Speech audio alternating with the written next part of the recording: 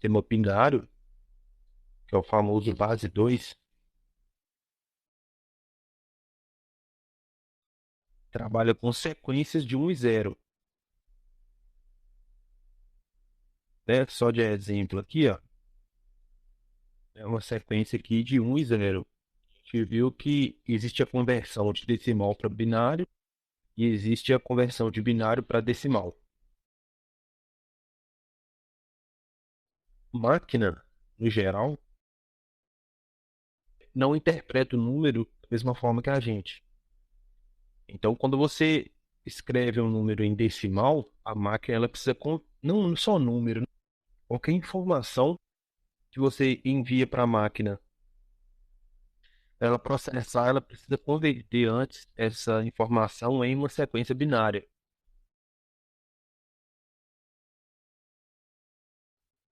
Processamento de áudio, reprodução de imagem, né? Aquele pixel, que é aquele quadradinho lá, né, que a gente vê na tela, cada um daqueles recebe uma informação para ter uma cor específica, e essa informação é dada em binário. Então, a ideia de um sistema binário aqui sempre vai ser trabalhar com lógica.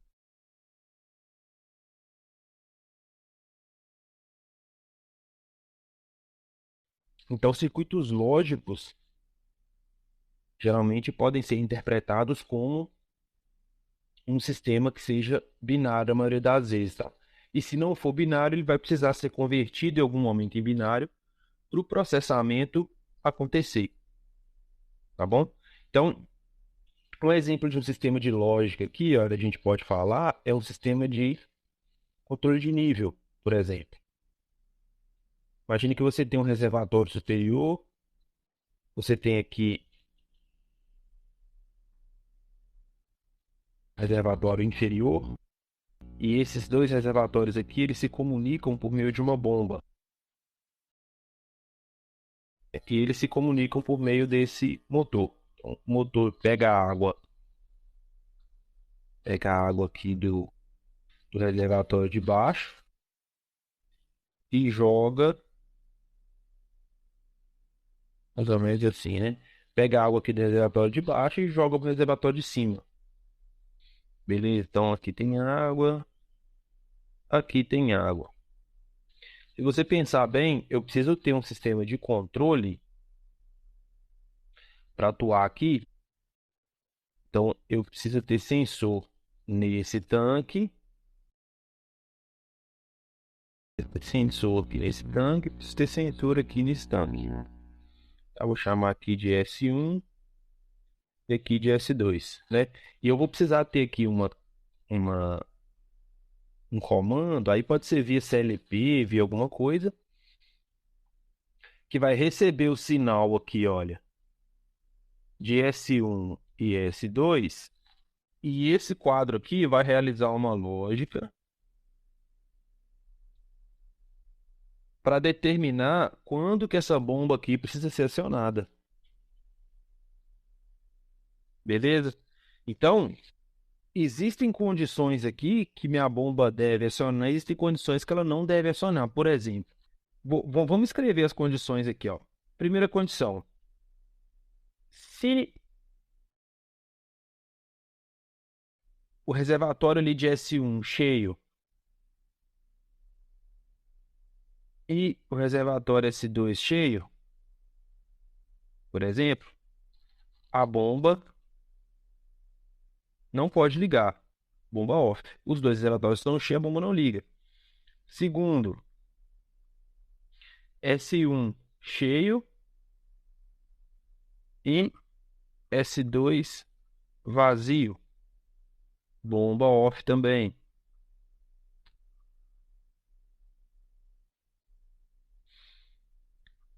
Terceira situação, S1 vazio e S2 vazio. Bomba off também. Quarta situação e última, S1 vazio e S2 cheio. Então, se S2 estiver cheio e S1 vazio, aí sim a bomba liga, né? Pra mandar água lá pra cima. Bomba on. Tá vendo? Então, para um sistema desse aqui, a partir de duas variáveis, quem são as variáveis aqui? O estado do sensor 1 e o estado do sensor 2. A partir dessa condição, eu determino uma lógica para acionar esse motor. Então, só quando eu tivesse a lógica aqui, olha, de S1 mandando aqui sinal 0 e S2 mandando sinal 1, que o meu motor ligaria. É claro que o controle de nível é muito mais sofisticado que isso, né? Eu estou dando aqui só um exemplo. Então, se é uma estrutura condicional. Se o S1 aqui mandar sinal alto e S2 mandar o contrário, né? Se S1 mandar sinal baixo, 0, indicando que o tanque está vazio, e o S2 mandar sinal alto, indicando que o tanque de baixo está cheio, aí eu posso, nesse momento, acionar essa bomba aqui, ó, e jogar essa água aqui pro reservatório de cima. Beleza? Eu tenho duas variáveis de entrada, que são os sensores, S1 e S2, e quantas variáveis de saída eu tenho? Então, existe aqui uma tabela, que é chamada de tabela verdade,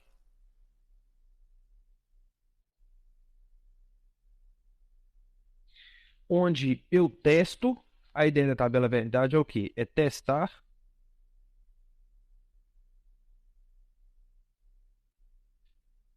possibilidades.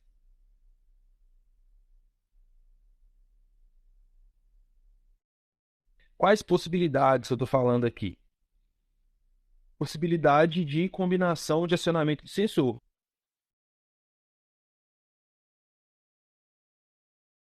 O bit 1 equivale para nós aqui nível alto. E esse nível alto pode ser 5 volts, pode ser lâmpada acionada, pode ser motor acionado, pode ser alguma coisa, uma chave fechada, tá? Nível alto é como se fosse o nível mais alto do sistema. E ele pode ser setado, por assim dizer, né? De diversas formas. E eu vou ter o bit 0, que é o nível baixo. Então, igual eu falei lá, né? Tem sistemas aí que trabalham com 0 e 10 volts, tem sistemas que trabalham com 0 e 5 volts, ou seja, se envia 5 volts quer dizer que é nível alto, se envia 0 volts quer dizer que é nível baixo. E nesse sistema nosso aqui, a gente só vai trabalhar com esses dois valores, tá? Ou o sistema vai estar em nível baixo, ou o sistema vai estar em nível alto. Então, forma-se uma lógica que a gente chama aqui de lógica digital. Ficou muito popularizado isso na substituição, né, do sistema de comunicação de televisão de analógico para digital. Então, só um exemplo aqui de um sinal digital, ó, é um sinal assim, ó, 0, 0, 0, por exemplo, né? Então, esse 0 pode representar 0 volt e 1 pode representar um valor de tensão máximo lá do sistema. 5 volts, 10 volts, né? Vai depender de cada sistema. O zero também pode representar, por exemplo, lâmpada apagada. E um representar lâmpada acesa. O zero pode representar também chave aberta. E o um pode representar, por exemplo, chave fechada. Zero, no nosso caso aqui, pode ser sensor ali desativado. E o um pode representar o quê? Sensor ativado. Até dei exemplo de sensores que trabalham assim, né? Que são os pressostatos, que medem pressão, e os termostatos, né? Que medem temperatura. Chegou um determinado valor lá, atua. O valor caiu, desatua. Ele não tem faixa de operação.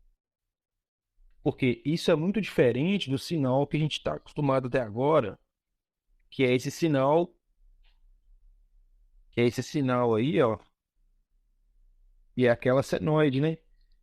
Esse sinal é um sinal analógico. Por quê? Porque eu tenho infinitos valores aqui, olha, que eu posso pegar no decorrer do caminho aqui, ó. Então, se eu delimito o intervalo, esse intervalo vai ter infinitos valores aqui que eu posso pegar, igual está sendo mostrado aí por esses pontos vermelhos. Bom, então analógico, sensores, instrumentos que trabalham analógico, geralmente trabalham com sinais. Por exemplo, de 0 a 10 volts. Então aqui nesse meio do caminho existe 1 volt, 2 volts, 3 volts, 3,5 volts, né? Existem vários valores de 0 a 10, sinal analógico. Isso de tensão. Se for de corrente, alguns equipamentos costumam trabalhar com corrente de 4 a 20 miliamperes. Então imagine uma válvula solenoide, que é um exemplo ótimo aqui para a gente dar. Válvula solenoide que a gente estudou lá em eletrohidropneumática. A válvula solenoide ela é acionada via saída analógica.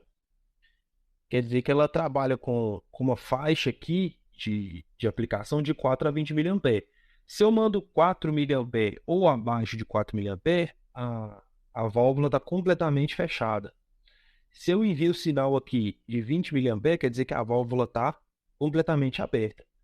E se eu mando o sinal no meio termo, por exemplo aqui 10 miliamperes, 12 miliamperes, 15 miliamperes, quer dizer que a válvula está no meio termo, deixando passar ali uma quantidade X. Então a válvula solenoide é um exemplo de acionamento via sinal analógico, tá bom? Agora, contator.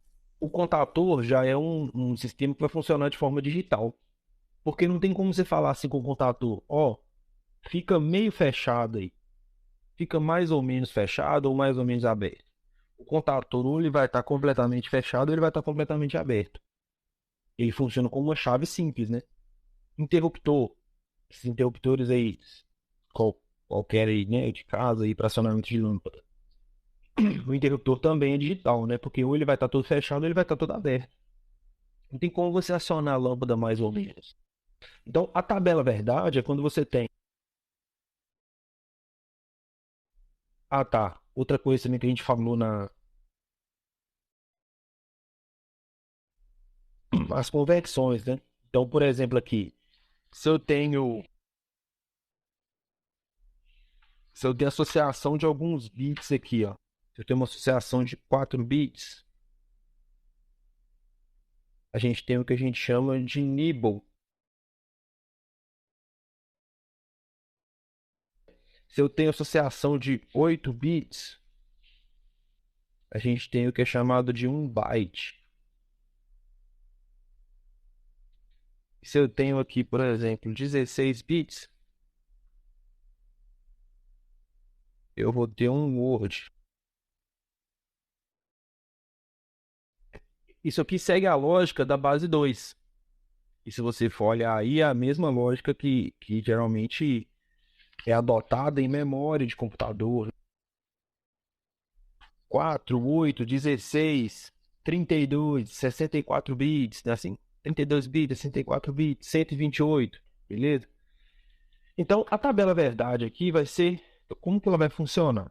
A gente vai colocar variáveis, tá? No caso aqui, quais são as variáveis desse sistema que a gente deu o exemplo aqui? A variável seria S1 e S2, né? São os dois sensores. E a partir daí eu vou começar a testar possibilidades. E essas possibilidades aqui que eu estou falando, eu quero saber a combinação deles. Por exemplo,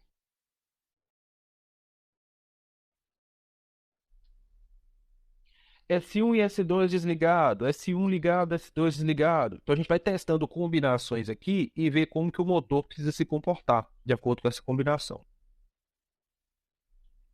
Então olha só, a tabela verdade para aquele sistema ali ficaria um sistema de duas variáveis. Então ficaria aqui, ó, S1, S2. S1, S2 aqui é a entrada, tá? E quem é a minha saída? Motor, que nesse caso aqui vai ser a bomba.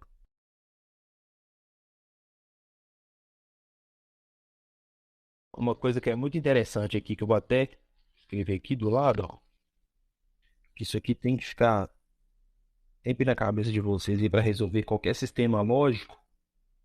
Isso aqui funciona muito bem para quando vocês forem fazer algum concurso, alguma prova aí, né, de seleção de alguma coisa, que é o seguinte, ó. quantos sensores a gente tem aqui? Ou seja, quantas variáveis? Duas. Para eu saber quantas possibilidades eu tenho de combinação aqui, é só eu fazer o quê? 2, porque sempre base 2, tá? Binário, elevado à quantidade de variáveis que eu tenho. Por que base 2? Porque cada sensor desse aqui só tem duas possibilidades. Ou ele vai ser 0 ou ele vai ser 1. Lembra que a gente está trabalhando aqui no sistema digital binário. Então, eu pego o 2 aqui e elevo a quantidade de variáveis que eu tenho. Nesse caso aqui, vai ser duas variáveis, que eu tenho S1 e S2. Então, vai ser 2 elevado a 2, né? Isso aqui me retorna o quê? 4.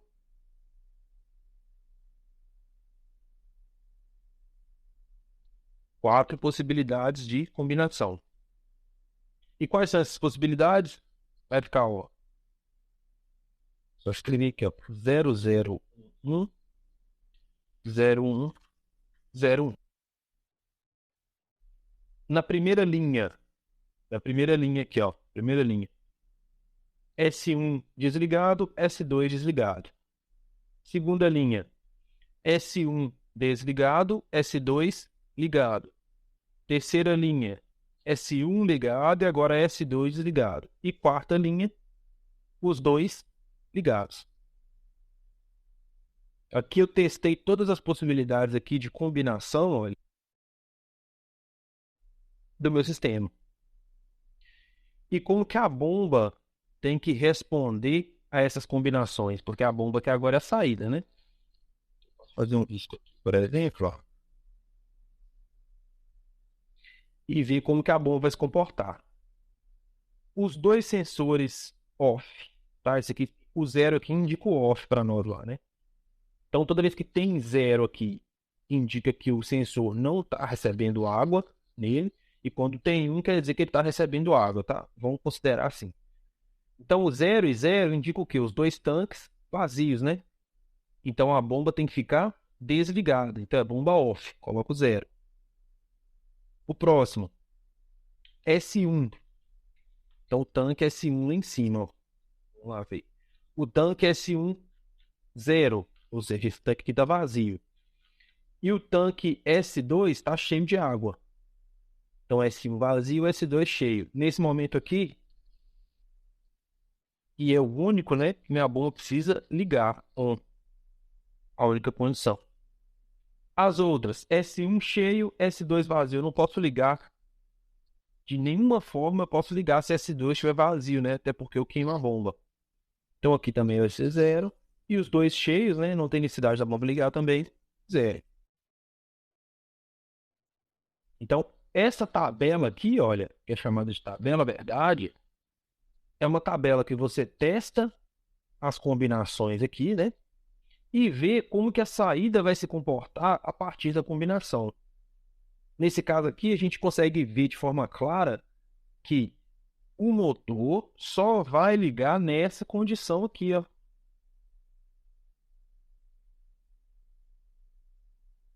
Concorda que fica muito mais fácil de analisar aí,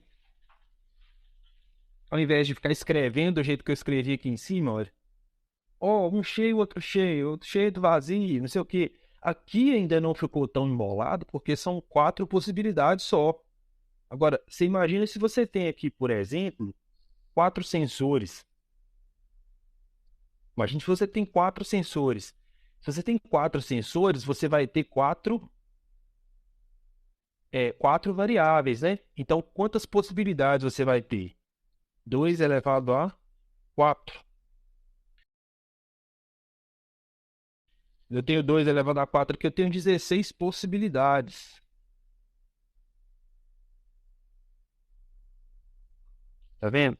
Olha só, essa tabela aqui, eu coloquei 4 aqui, né? 4 bits. Teria que colocar aqui 16 bits. Ficaria uma confusão danada, né? Então, é bem mais fácil você representar em tabela da forma que a gente fez aqui, do que ficar escrevendo. Mas se tivesse que escrever esses textos aqui 16 vezes, se colocar bit aqui já fica trabalhoso, imagina se escrever 16 vezes isso aqui. Quem pega para analisar vai demorar um tempo muito maior e fica muito pouco visual. Então é por isso que essa tabela, na verdade, que é muito usada para a gente conseguir saber como que o sistema se comporta. Beleza? E o que que é o mais interessante disso aí? É que a partir dessa tabela aqui que eu acabei de desenhar, olha, eu consigo extrair uma expressão matemática que determina o funcionamento do sistema. Perceba que aqui a gente já está falando um pouquinho de modelagem matemática, hein? Imagine que você tem um sistema e esse sistema precisa ser acionado a partir de uma determinada condição. Se você tiver uma expressão matemática que descreve esse sistema dessa forma, você consegue implementar isso por meio do circuito. Então você pode pegar um circuito lá que monta essa expressão para você de forma que aquela bomba ali, né, no caso, ela aciona exatamente na forma que você precisa, o sistema fica automatizado, por assim dizer, né? Não precisa de ninguém ficar olhando lá, ó, sensor um ativou, sensor sensor um não ativou, sensor 2 ativou, vai lá, aciona a bomba, né? O que vai ficar dentro desse quadrozinho que a gente desenhou aqui, escrito lógica, ó, vai ser um circuito eletrônico, ou um controlador, né? Que vai receber essa informação dos sensores e trabalhar de forma automática para acionar a bomba. Tá? Então, daí a necessidade da gente tirar uma expressão dessa tabela.